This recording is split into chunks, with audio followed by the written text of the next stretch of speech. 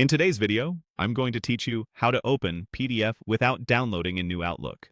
By the end, you'll be able to quickly view any PDF directly in your mailbox without saving it to your device, which is perfect for keeping things tidy and staying focused. Start by opening your web browser and heading to Google. In the search bar, type Outlook. This is a simple way to get to the right place, especially if you don't have the link handy. From the results, click the official Outlook website.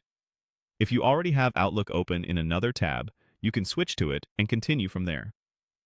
Once Outlook loads, go to your inbox. If you're prompted to sign in, enter your account details and continue. In the new Outlook experience, your inbox appears on the left with messages in the center.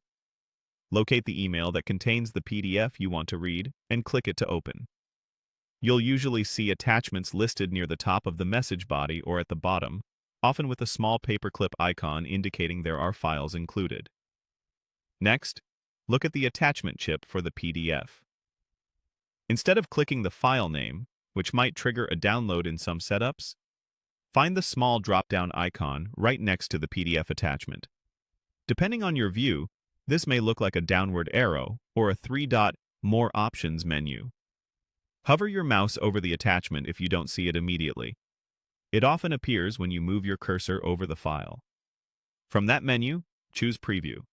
This opens the PDF in Outlook's built-in viewer, so nothing is downloaded to your device. The preview window lets you scroll through pages smoothly and read everything right inside your mailbox. Use the on-screen controls to zoom in for fine print or zoom out to see a full page. There's usually a page navigation control if you need to jump ahead, and a search box so you can find a word or phrase inside the document quickly.